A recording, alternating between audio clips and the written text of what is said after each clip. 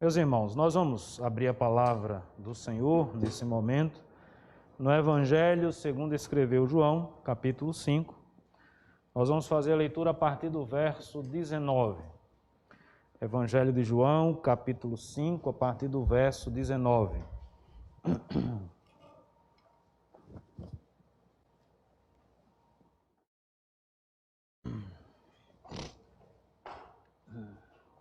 Evangelho de João, capítulo 5, a partir do verso 19, diz assim: Então Jesus lhes disse: em verdade, lhes digo que o Filho nada pode fazer por si mesmo, senão somente aquilo que vê o Pai fazer.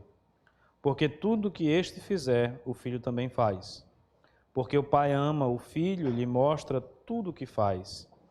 E maiores obras do que estas lhe mostrará, para que vocês fiquem maravilhados. Pois assim como o Pai ressuscita e vivifica os mortos, assim também o Filho vivifica aqueles a quem quer. E o Pai não julga ninguém, mas confiou todo o julgamento ao Filho, para que todos honrem o Filho assim como honram o Pai. Quem não honra o Filho, não honra o Pai que o enviou. Em verdade lhes digo, quem ouve a minha palavra e crê naquele que me enviou, tem a vida eterna. Não entra em juízo, mas passou da morte para a vida.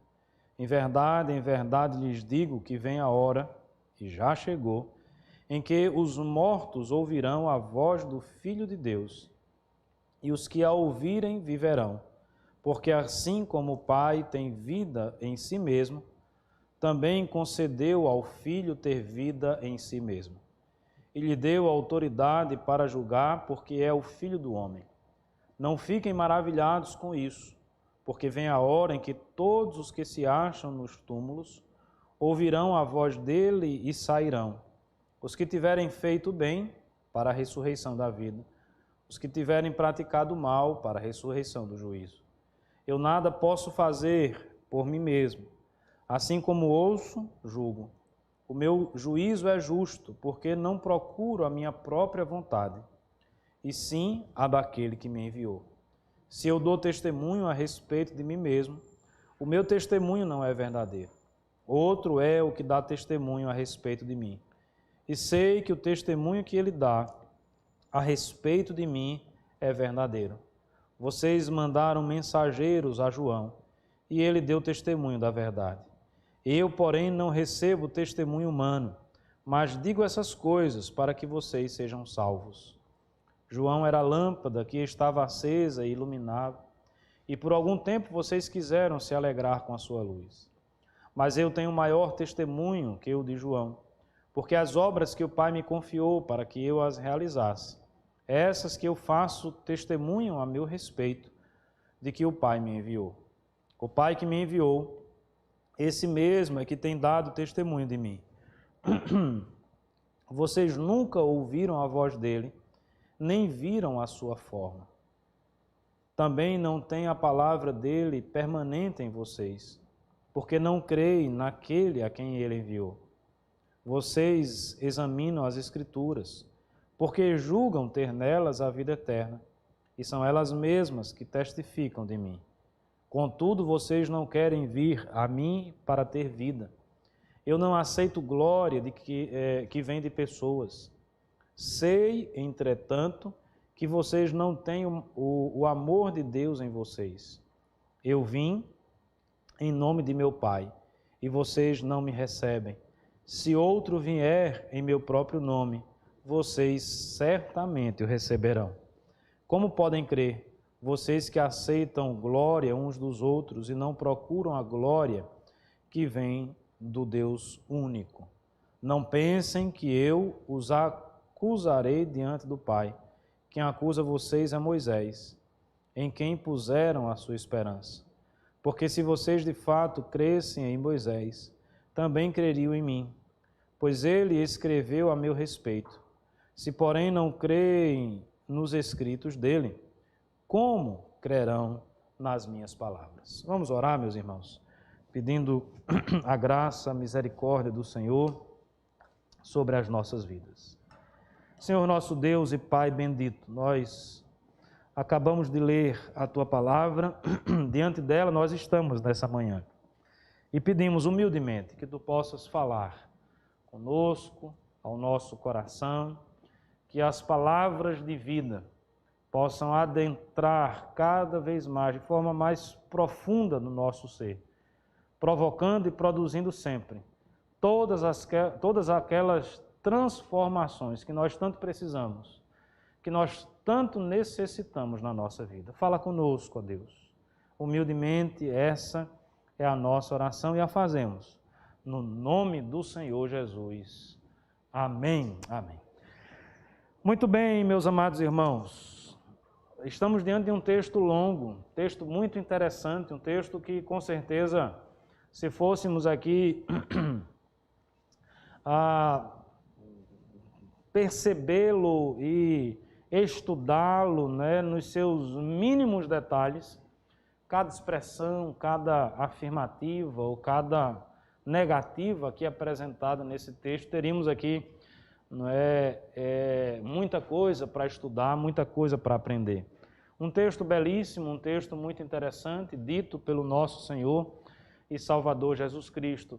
E não nos esqueçamos que o Senhor Jesus, ele acaba de falar tudo isso logo depois que ele havia feito 2 grandes milagres.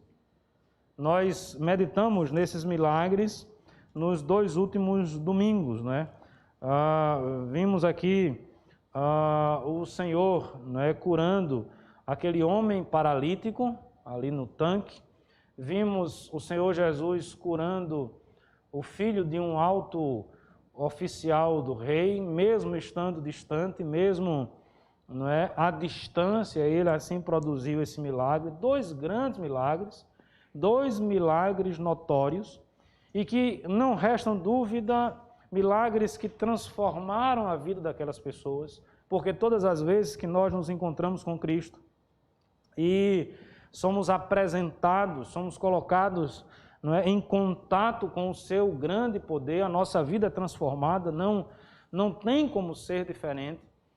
Esses milagres também, além de ser bênção na vida daquelas pessoas e de tantos outros que testemunharam a ação de Cristo, esse milagre também ele serve, ou esses milagres, como tantos outros milagres realizados pelo Senhor Jesus, servem para autenticar o seu ministério, para autenticar a sua mensagem. É interessante percebermos um padrão nas narrativas dos evangelhos a respeito do Senhor Jesus, que dá conta sempre de uma ação, vamos dizer assim, intercalada. O Senhor Jesus prega, fala, afirma verdades, depois ele cura, ele realiza prodígios e milagres, depois ele volta a falar, ele volta a pregar, sempre nesse padrão, numa perspectiva muito clara de que o seu poder estava ali sendo demonstrado através daquelas curas, dos milagres, dos prodígios por ele realizado com o objetivo maior. Óbvio que não é esse o único objetivo, mas o objetivo maior de autenticar a sua fala, o seu discurso. E aqui nós estamos então diante de um grande discurso do Senhor Jesus, grande nos 2 sentidos, né? É uma fala mais ampla, é uma fala maior e grande no sentido da profundidade em que ele atinge. E aqui nós encontramos o Senhor Jesus falando do seu ministério, da sua própria vida, daquilo que ele veio fazer entre nós. E aí é sempre importante resgatar essas verdades bíblicas, porque, por exemplo, hoje vivemos um tempo, né? É provável que, na realidade, as heresias, as distorções, elas são recorrentes na história do cristianismo, né? Desde que o Senhor Jesus veio ao mundo. Na realidade, ainda quando Jesus aqui estava fisicamente, antes de ser assunto aos céus, já existiam teorias fantasiosas, né, a respeito do Mestre, a respeito do Senhor Jesus.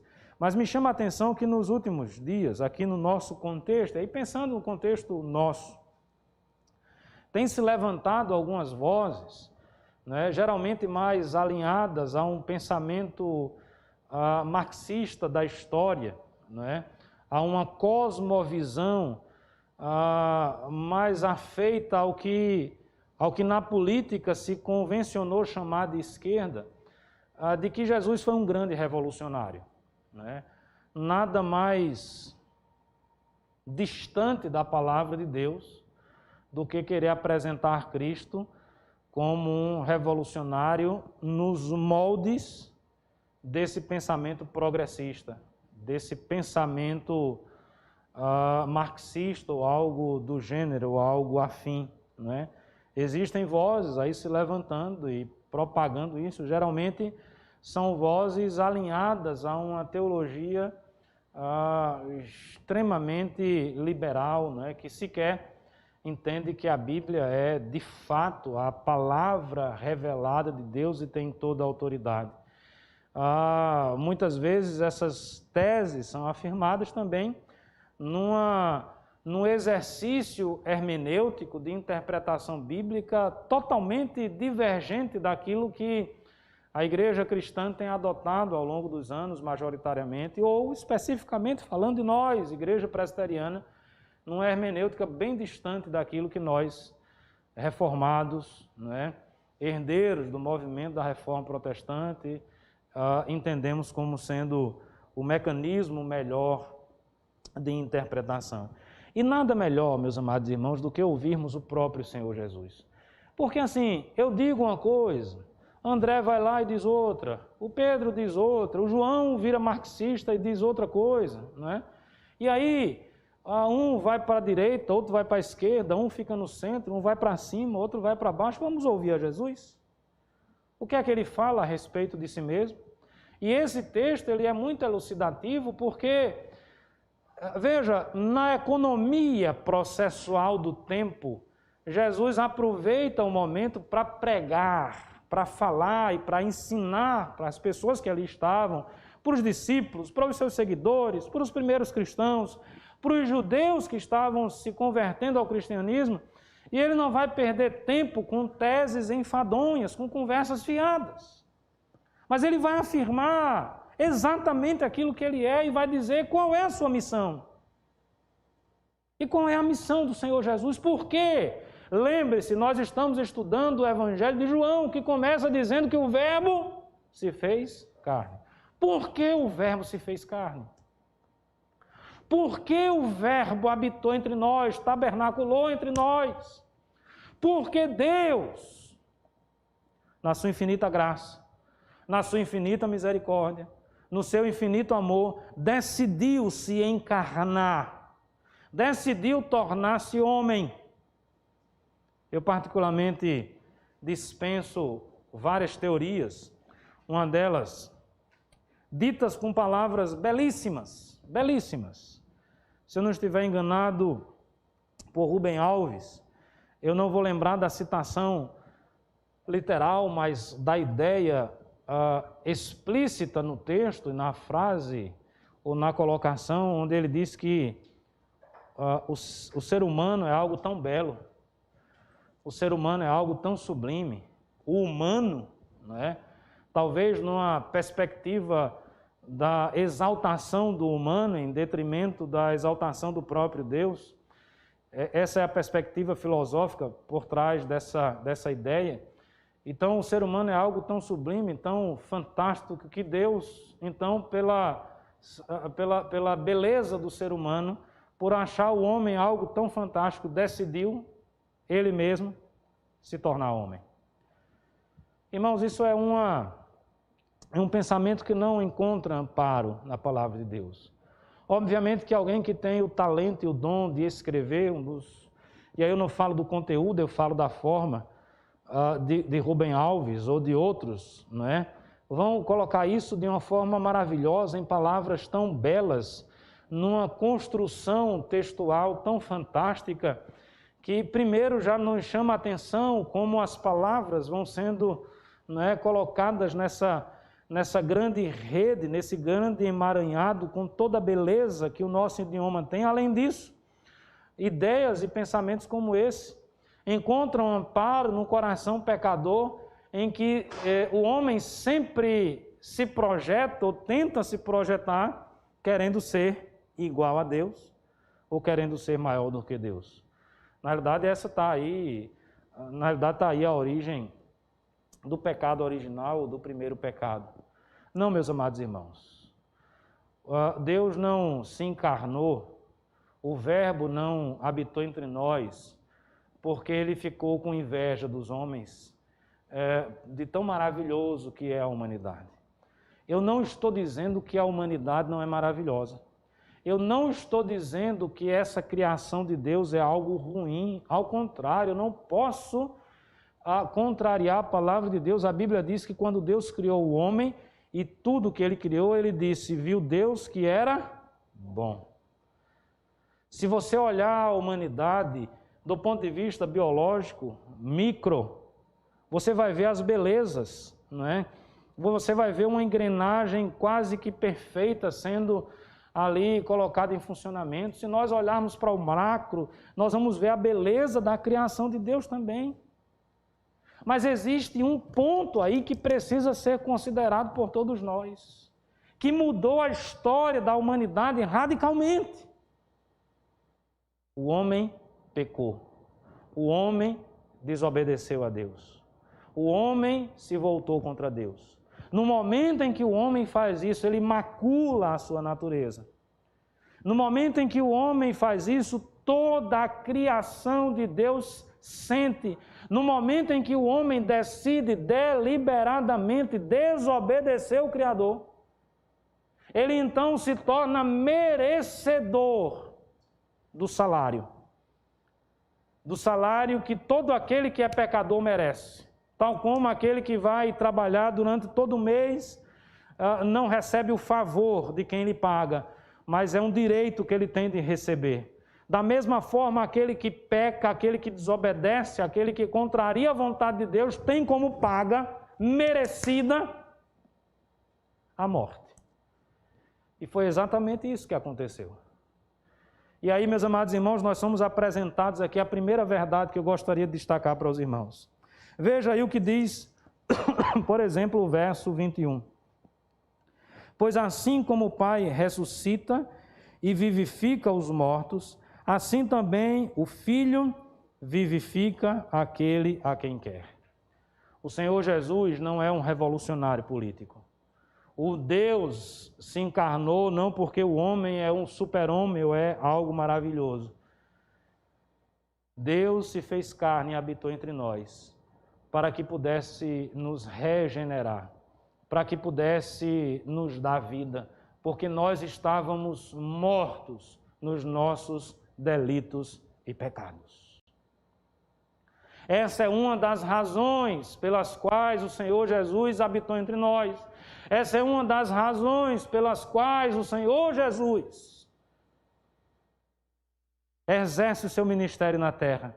Veja que coisa interessante, muito mais do que realizar a cura daquele filho, não é, de um alto oficial do rei, muito mais do que realizar a cura daquele cidadão que estava ali à beira do tanque de Betesda, que não conseguia se locomover de forma ágil, não é, quando o anjo ali agitava as águas, muito mais do que realizar essas curas, o Senhor Jesus veio para nos vivificar, Ele veio para que tivéssemos vida, Ele veio restaurar a vida do ser humano que havia perdido essa vida como fruto do pecado, porque a palavra de Deus em Gênesis era muito clara quando diz, olha, no dia em que comerdes do fruto da árvore, do conhecimento do bem e do mal, certamente morrerás. E foi exatamente isso que aconteceu, de modo que o Senhor Jesus veio nos religar com Deus. Porque a morte, meus amados irmãos, é separação. Naquele momento, Deus e o homem se separam. O que está no meio é o pecado.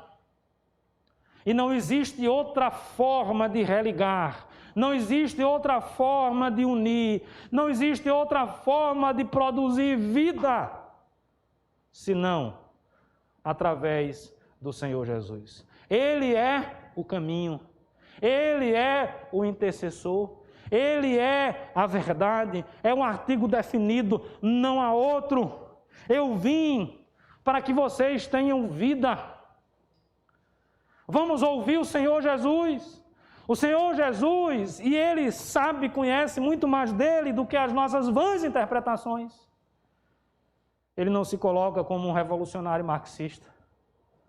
Ele não se coloca como alguém que vai produzir numa perspectiva de um viés político aquilo que ele vai entender como uma revolução social, produzindo um bem-estar social, produzindo talvez um bem comum. Em nenhum momento o Senhor Jesus se coloca nessa perspectiva, mas o que ele está dizendo é: eu vim para que vocês tivessem vida. Eu vim porque vocês estavam mortos. Eu vim porque vocês são pecadores. Essa é a razão do Verbo ter se encarnado. Essa é a razão. Todos nós estávamos mortos nos nossos delitos e pecados. Vejam, meus amados irmãos, muitos não conseguem compreender isso. Esse talvez seja o grande problema dessas interpretações equivocadas. É o super-homem mesmo, é o super-ego querendo aparecer e florescer acima do próprio Deus. É a ideia do super-humano, uma filosofia meio nietzschiana, algo que caminha nessa perspectiva.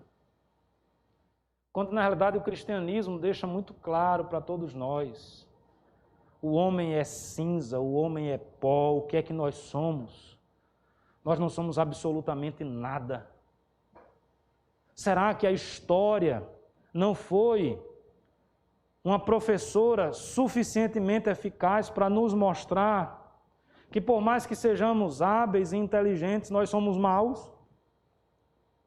Nossa natureza é corrompida.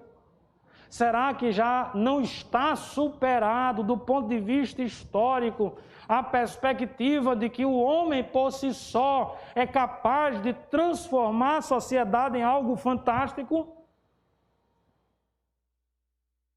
Meus amados irmãos, as distopias, ou até mesmo as utopias da vida, elas até encontram um certo espaço na nossa existência no período da pré-adolescência, no período da nossa adolescência. Mas o cara já barbado, cabelo branco ou sem cabelo, com dente fraco ou sem dente, ainda acreditar nessas utopias.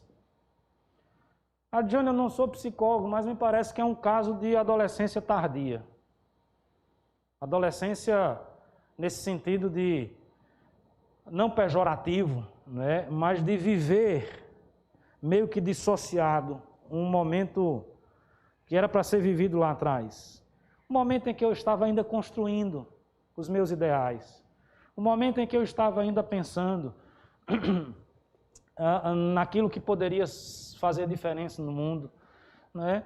De alguma forma, quase todo mundo já teve essa veia revolucionária, essa utopia pulsando na nossa mente, no nosso coração, né? Aquela vontade de transformar o mundo.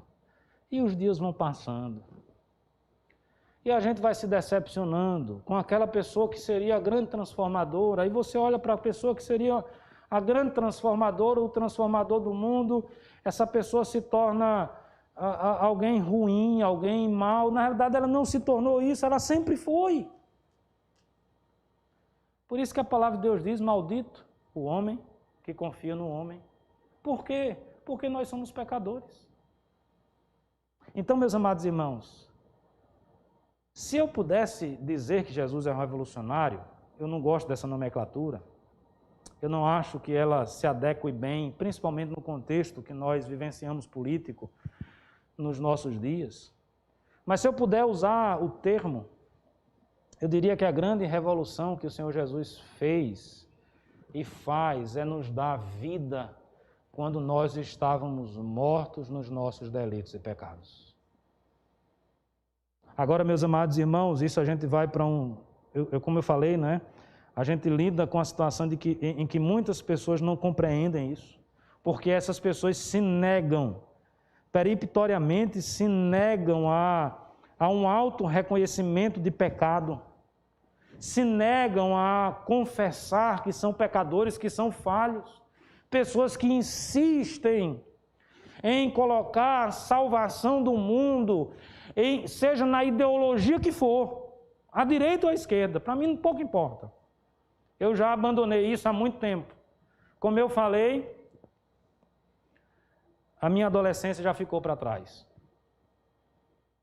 Eu acredito em Cristo como sendo alguém que pode, de fato, transformar a nossa vida. Por uma simples razão, simples e ao mesmo tempo profunda, simples e ao mesmo tempo complexa para muitas pessoas. Porque só Ele é capaz de nos religar a Deus. Porque só Ele é capaz de nos dar a vida. Nós que estávamos recebendo, ou que recebemos o salário do pecado, que é a morte. Não lute contra esta verdade, meu amado irmão. Não tente achar que a sua justiça pode produzir alguma coisa, porque não pode. A nossa justiça, nas palavras das Escrituras Sagradas, ela é comparada a um trapo de imundícia.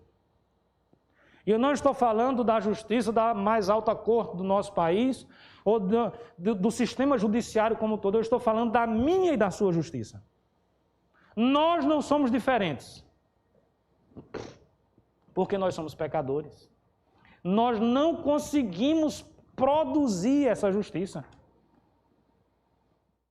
Estude a história, os movimentos revolucionários. Quantos gritos, revolucionários. Nós agora somos revolucionários. Nós vamos acabar com esse mundo opressor. Nós vamos libertar os oprimidos da sociedade. Nós vamos libertar os trabalhadores. Nós vamos libertar os operários. Assumem o poder. Mata aqueles que, teoricamente, eram os vilões da opressão. Ato contínuo. E quando eu digo ato contínuo, é contínuo mesmo. Não se espera muito. O que é que os grandes revolucionários começam a fazer? Matar, assassinar. Os expurgos entre eles mesmos. Eles começam a repetir o mesmo padrão de ação maléfica. A diferença é que eles vão, vamos dizer assim, sequestrar a narrativa da justiça. E vão colocar essa narrativa embaixo do braço e dizer que o monopólio da justiça é deles. Mas eles vão repetir o mesmo padrão de morte, de assassinato, de pessoas passando fome, de pessoas sendo muitas vezes degoladas, decapitadas, não é? Pensemos, por exemplo, na grande Revolução Francesa, que ia modificar tudo. Ato contínuo, a Revolução Francesa pariu Napoleão Bonaparte. Eu acho que eu não preciso dizer mais nada. Eu paro por aqui. Poderíamos pensar na guilhotina, mas eu paro por aqui. E pense em outros regimes que se autodeclaravam revolucionários e repetiram o mesmo padrão. Será que o discurso estava errado? Não! O discurso tinha muita coisa interessante, de todo errado não estava. O grande problema desses discursos, ou de qualquer ideologia que tenta produzir essa suposta salvação humana, é quando ele não leva em conta o verbo que se fez carne. Se Cristo não estiver presente, não há revolução. Se Cristo não estiver presente, não há justiça. Se Cristo não estiver presente, não há vida. O que vai existir é a morte, o que vai existir é a injustiça, o que vai existir é o sofrimento, o que vai existir é a angústia, o que vai existir é a amargura, porque uma vida sem Cristo é uma vida de amargura. Uma vida sem Cristo é uma vida de desespero, é uma vida que vai se apegar às coisas desse mundo. Mas aí nós nos deparamos com Eclesiastes nos ensinando que tudo é mesmice. É a mesma história todos os dias. Qual o sentido, qual a razão? O sentido e a razão é Cristo, meus amados irmãos. O Senhor Jesus então fala de si mesmo. Ele veio fazer a vontade de Deus. Releia o texto, né? Ele faz aquilo que o Pai assim determinou que ele fizesse. E ele veio para vivificar. Ele veio para produzir vida. mas ele veio também para produzir juízo. Não nos esqueçamos disso. Para exercer juízo, seja sobre os salvos, seja sobre os não salvos. Seja sobre aqueles que confessam o seu nome, seja sobre aqueles que não confessam o seu nome. Verso de 22, e o Pai não julga ninguém, mas confiou todo o julgamento ao Filho, para que todo homem, para que todos honrem o Filho assim como honram o Pai. Que não honra o Filho, não honra o Pai que o enviou. Em verdade lhes digo, quem ouve a minha palavra e crê naquele que me enviou tem a vida eterna, não entra em juízo, mas passou da morte para a vida. Então, quem é o Senhor Jesus? Qual o seu ministério? É o ministério que traz a vida. É o ministério que exerce o juízo sobre os salvos e sobre os não salvos. Sobre os salvos, o texto diz, esse não entra em juízo. É um juízo que já está resolvido. É muito interessante isso. E aí nós estamos aqui entrando em contato com o Senhor Jesus que nos justifica. E obviamente que eu estou falando de uma linguagem jurídica mesmo. Veja, pecado, condenação, condenado ao fogo eterno, condenado ao inferno, mas eu busco a salvação, mas eu não consigo produzir a própria justiça, eu não tenho a possibilidade de pagar a pena e me ver livre, porque a pena é a morte. Imagine alguém, pensemos na justiça comum, alguém que diga assim, olha, eu tenho que pagar a pena e vou ficar livre. Nos nossos códigos aí, né, do direito penal, infração X, cometeu o delito Y, 5 anos de cadeia, progressão de pena, não sei o que lá, o cara fez o que era errado. Pagou os 5 anos, pagou os 6 anos. Ele deve alguma coisa para a justiça? Ele não está livre? Ele agora pode dizer que é um homem ou uma mulher 100% livre do ponto de vista jurídico, porque ele pagou a pena. O problema é como se tornar livre diante de Deus se a pena é a morte. Aí eu vou dizer assim, não, eu vou pagar a pena e depois eu vou ficar tranquilo. Não tem lógica, porque a pena é a pena de morte. O salário do pecado é a morte. É tão ilógico achar que a gente pode produzir a salvação, da mesma forma que é ilógico alguém dizer, eu vou morrer para depois eu viver bem. Você acha que essa frase é uma frase que se sustenta? Eu vou morrer, vou pagar a minha pena e depois eu vou viver tranquilo. Você está morto, cara pálida. Não tem o que fazer. E nós não temos poder em nós para produzir a vida. Nós não temos essa capacidade. Porque nós não somos criador. Nós somos criaturas. Veja, a palavra de Deus, ela é perfeita na sua revelação. Se você volta lá para João, capítulo 1, nós somos apresentados que o Senhor Jesus, ele era desde o princípio.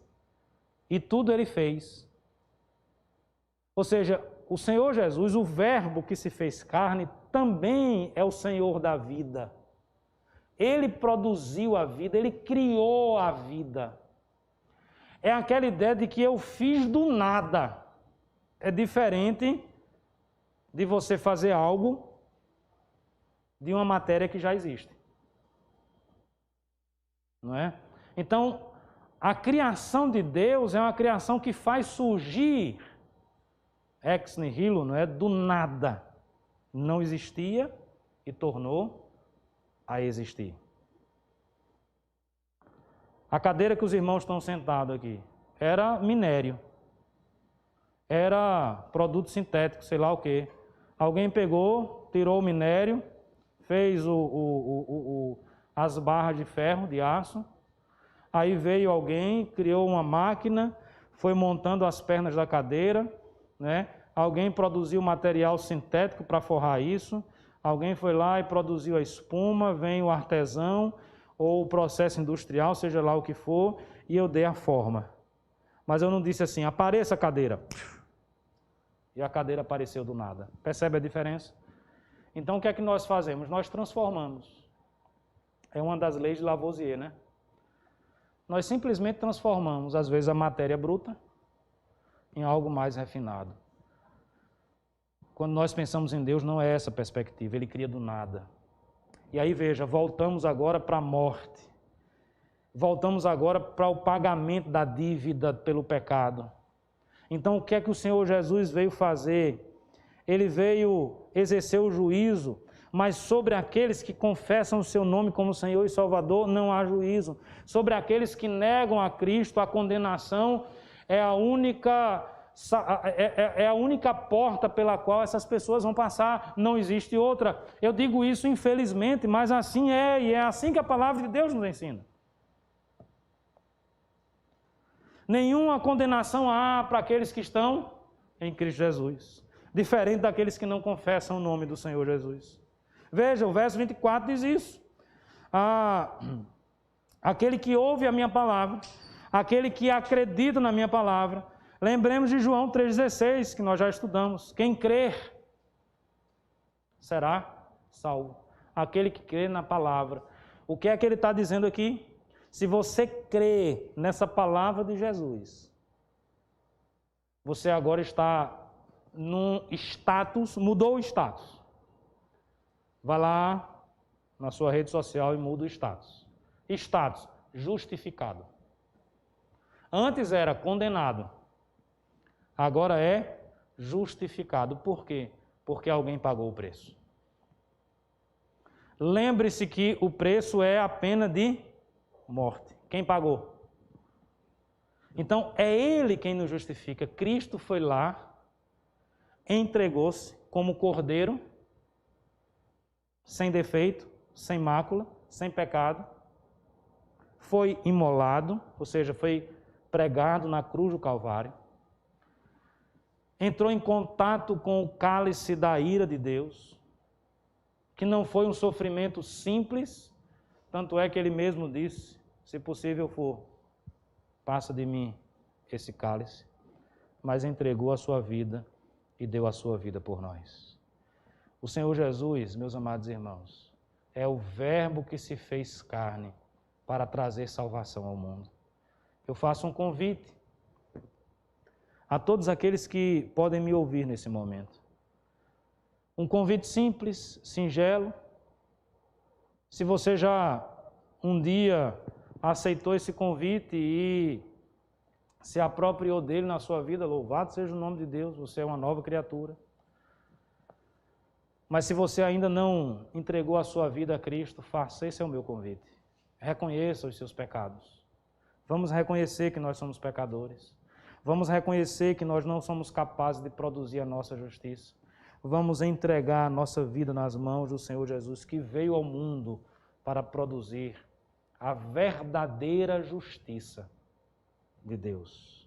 Vamos entregar a nossa vida nas mãos daquele que deu a sua vida por nós, que se entregou por nós, que nos justificou. Antes nos vivifica, não é? Produz a regeneração, uma nova criatura. Lembra de Nicodemos? Acaso vou voltar ao ventre materno? Não. Tanto é que o texto aqui vai falar, não é, de que os mortos serão ressuscitados, ou virão. Não é? Então veja, nós somos os mortos. Quem são os mortos? Nós. Nós nascemos mortos, porque a linguagem aqui aponta para a realidade espiritual. Espiritualmente falando, todos nós estamos mortos nos nossos delitos e pecados. Todo ser humano nasce espiritualmente morto.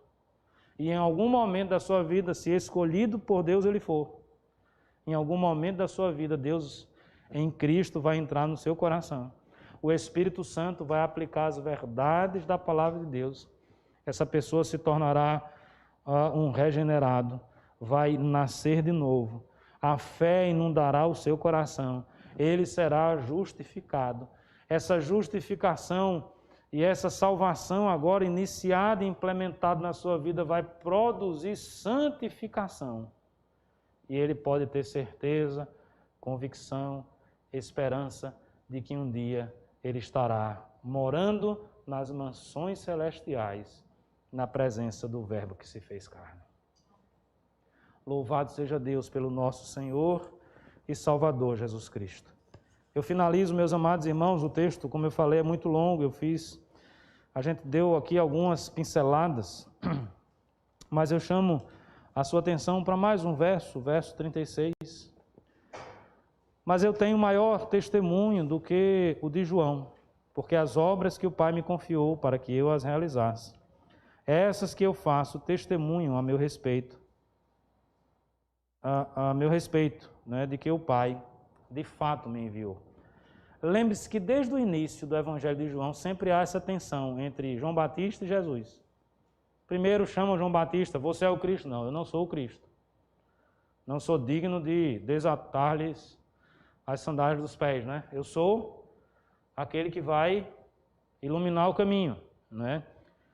E o Senhor Jesus diz isso, né? No verso 36, era a lâmpada que estava acesa e iluminava. Mas quem era de fato a luz? Não é? Quem produziu o verdadeiro iluminismo na história da humanidade? O Senhor Jesus. Então ele diz, o meu testemunho é diferente do de João. É muito mais poderoso, porque ele é o Verbo que se fez carne. Então, meus amados irmãos, quem é Jesus? Jesus é a plenitude da revelação de Deus para nós. Quem vê o Filho, vê o Pai. Lembra de Hebreus capítulo 1, verso 1, tendo outrora Deus falado pelos pais, pelos profetas, hoje fala através de Cristo Jesus. O Senhor Jesus é a perfeita revelação de Deus. É o Deus que se mostra, é o Deus que se revela, é o Deus que habita entre nós, produzindo todas as transformações que nós necessitamos, produzindo todas as transformações que nós precisamos e muito mais do que isso, nos presenteando, meus amados irmãos, com um conhecimento sublime do ser de Deus. É aquele que se revela, é a palavra encarnada, é o Verbo que se fez carne, a excelência da revelação é o próprio Cristo Jesus. Mas, obviamente, que tudo aquilo que nós sabemos a respeito de Cristo encontra-se nas Sagradas Escrituras. Alguns fazem uma falsa dicotomia. Esses dias, Vitória me apresentou um texto de um influenciador digital católico, romano, que apresenta uma dicotomia que para mim é falsa, porque ela é baseada em premissas falsas. Dizendo mais ou menos e tecendo uma forte crítica nas entrelinhas, uma coisa muito sutil, né, de que nós, protestantes, estamos extremamente equivocados na nossa forma de pensar e de ver o mundo, porque nós somos um povo do livro. E o livro é só um livro. Muito maior é a revelação de Deus, de Cristo, o magistério da igreja, as coisas mais ou menos assim. São premissas equivocadas porque nós não estamos falando só de um livro. E obviamente que eu estou entrando aqui numa matéria de fé. Eu estou entrando numa matéria de fé. Nós, reformados, não entendemos que a Bíblia é só um livro. Nós entendemos que a Bíblia é a palavra de Deus. Sola Scriptura. Na realidade, nós acreditamos que ela é a única regra de fé e prática. Eu não posso ler outras coisas, eu particularmente não tenho index, você pode ler o que você quiser. Agora, obviamente, tudo aquilo deve ser medido por uma régua, e a régua que eu vou medir, a minha leitura de mundo, a minha cosmovisão de mundo vai ter como princípio básico a palavra de Deus. Ela é o fio que vai nortear, ela é o fio que vai apresentar tudo. Essa é uma falsa dicotomia. Por que uma falsa dicotomia? Porque quando eu defendo que Cristo é a excelência da revelação de Deus, eu faço isso lendo a Bíblia. Hebreus 11:1, que a Dijane abriu aí, vai dizer que a revelação por excelência que Deus hoje fala através de Cristo. Eu estou lendo isso aonde? Na Bíblia. Eu lembro de uma fala do já falecido Ariano Suassuna. Ele dizia que tinha muita gente que ia na casa dele perturbar ele, né, com várias ideias, teorias. E ele disse conta de um cidadão que chegou lá, que era escritor como ele, né, dizendo assim: olha, Ariano, você conhece, eu não lembro agora o nome do cara, a teoria de fulano de tal. Fulano de tal, isso há muito tempo atrás, não tinha nem e-book, né? Esse mundo digital não era como é hoje.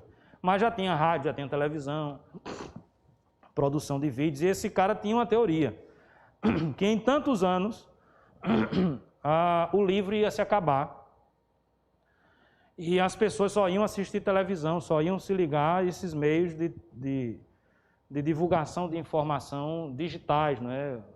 Digital ou analógico. A gente usa digital para falar de tudo isso, não é? Daquilo que não é o livro, daquilo que não é papel. E aí, para eu resumir a história, o Ariano teve uma sacada muito interessante. Aí ele disse assim: mas você entrou em contato com a teoria desse fulano? Como? Ele disse: não, ele escreveu um livro. Ou seja, o cara escreveu um livro para divulgar a sua teoria de que o livro ia se acabar. E ele disse: olha, que cara incongruente é esse? Por que ele não divulgou a teoria dele na televisão? O problema é que se ele divulgasse lá, quase ninguém ia ter o acesso como se tem lendo o livro. Até hoje as pessoas continuam dizendo a mesma coisa. Você percebe a falsa dicotomia? Eu não quero ser o povo do livro, mas tudo que a gente sabe a respeito de Deus vem do livro. Ou não? Só se você acredita que Deus continua mandando os profetas, os anjos, ou quem quer que seja. O problema é que Hebreus nos ensina que a forma de Deus falar modificou-se ao longo da história. Isso não quer dizer que Deus mudou. Ele mudou a forma de se revelar. Ele hoje se revela. Quando eu digo hoje, é desde Cristo, através de Cristo. As formas antigas do Velho Testamento, os sacrifícios, o tabernáculo, o lugar santo, o santo dos santos, a arca da aliança, todas aquelas leis cerimoniais perderam o sentido. Não há mais sentido. Sabe por quê? Porque todas elas apontavam para Cristo. Cristo chegou, o Verbo se encarnou, tabernaculou entre nós. Eu não preciso mais do tabernáculo, porque o próprio Deus está tabernaculando, morando entre nós, habitando entre nós. Cristo veio ao mundo, o Verbo se revelou, a plenitude da revelação de Deus. Mas todos nós sabemos disso através das Escrituras Sagradas. E nós reformados entendemos que na sua infinita graça e misericórdia, Deus inspirou homens santos para escrever verdades santas.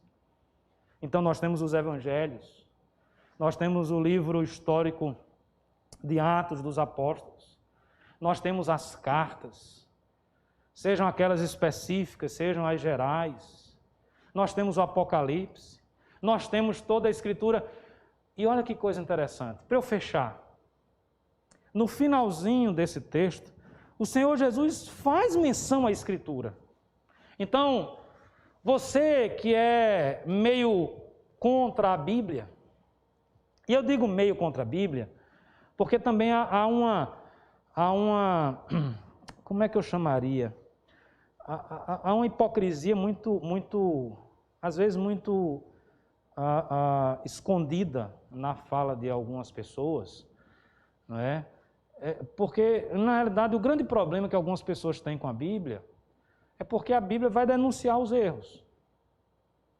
Então, por exemplo, se eu faço parte de uma comunidade que, mesmo que se diga cristã, é idólatra, adora imagens, adora ou acredita que, contrariando o que Paulo escreveu a Timóteo, ou contrariando a revelação de Deus, que existem outras pessoas que intercedem, quando a Bíblia diz que só existe um que intercede, e ela diz quem é, Jesus Cristo, o Nazareno, para não deixar dúvida. Então, como eu não tenho como lutar contra a verdade de Deus, o que é que eu faço? Eu crio uma falácia, eu crio uma falsa dicotomia, como se fosse Cristo e Bíblia, Cristo e Escritura Sagrada. Então, assim, nós Somos mais do que a Bíblia, porque a Bíblia foi forjada dentro de um povo. Eu sei que a Bíblia foi forjada dentro do povo de Deus, mas o próprio Senhor Jesus usou as Escrituras Sagradas. Há quem diga, e aí eu estou falando agora da tradição da igreja, há quem diga que se a Bíblia hoje sumisse, fosse aniquilada totalmente, não existisse mais nenhuma Bíblia, como por exemplo o regime comunista da China quer fazer, até os aplicativos eles estão proibindo, porque o objetivo é manter o povo na escuridão, não há liberdade de informação, não há acesso à pluralidade religiosa em partidos, em regimes com esse viés político. Imagina então, a Bíblia foi aniquilada, não existe mais. Eu acredito que isso nunca vai acontecer. Mas suponhamos que cheguemos nesse ponto. Há quem diga que a Bíblia está praticamente inteira nos escritos dos primeiros pais, de tanto que eles citavam a Bíblia. Você tem como reconstruir toda a Bíblia, lendo Tertuliano, lendo Justino Marte, lendo João Crisóstomo, lendo tantos e tantos pais da igreja, lendo Santo Agostinho. Então, a tradição da igreja usa a Bíblia? Lógico que usa a Bíblia, sempre usou. A palavra de Deus sempre foi importante, sempre foi importante. O problema é que chega alguns momentos em que a igreja vai se desviando, ou parte da igreja vai se desviando. O que é a reforma protestante nesse processo? É um freio de arrumação. Eles estão dizendo, gente, vamos voltar para a doutrina dos apóstolos. Gente, vamos voltar para a Bíblia. Vamos voltar a pregar o que a gente sempre pregou. Vamos voltar a ensinar o que a gente sempre ensinou. Finalzinho do texto. A partir do 44. Como podem crer vocês que aceitam glória uns dos outros e não procuram a glória que vem de Deus? Ele está falando de crer e não crer. Quem crê é salvo, quem não crê é condenado. Está falando de revelação. Verso 46. Não pense que eu os acusarei diante do Pai. Quem acusa vocês é Moisés. Moisés aqui significa o quê, irmãos? Moisés está vivo, vai voltar, vai ser o promotor de justiça no tribunal e vai acusar. Não, Moisés é a lei. Quem escreveu o Pentateuco? Moisés, e ele vai dizer isso aqui, no verso 47. Se, porém, não creio nos escritos dele, olha que coisa maravilhosa, a Bíblia interpretando a própria Bíblia. A primeira regra de uma boa hermenêutica. Se, porém, não creio nos escritos dele, como crerão nas minhas palavras? O Senhor Jesus está dando toda a ênfase, todo o valor à Escritura Sagrada. Se ele o faz, quem sou eu para não fazer? Então, quem é Jesus, meus amados irmãos? É a plena revelação de Deus. Mas eu sei disso a partir das Escrituras Sagradas. Ele é a plenitude. Mas as Escrituras Sagradas nos revelam, nos ensinam e nos mostram que ele é a plenitude. Logo, nós continuamos a afirmar, sola Escritura. Nós continuamos a afirmar, a Bíblia é a nossa única regra de fé e prática. A tradição da igreja é importante, extremamente importante. Tantos e tantos livros são importantes. Estudos arqueológicos são importantes. Livros históricos são importantes. Mas nenhum deles é palavra de Deus. Porque a palavra de Deus ela é inerrante. A palavra de Deus não falha. A palavra de Deus é autoridade sobre a nossa vida. Eu espero que nesta manhã, nessa breve reflexão, nós possamos pensar e aprofundar cada vez mais o nosso pensamento em Cristo, como sendo o Senhor e Salvador das nossas vidas. E o convite continua em pé, ou de pé, não é? Principalmente para aqueles que ainda não conseguiram entender que são pecadores e que precisam de Cristo. Convite simples, objetivo e direto. Entrega a tua vida ao Senhor. Confia nele. E o mais Ele fará. Que Deus nos abençoe. Amém.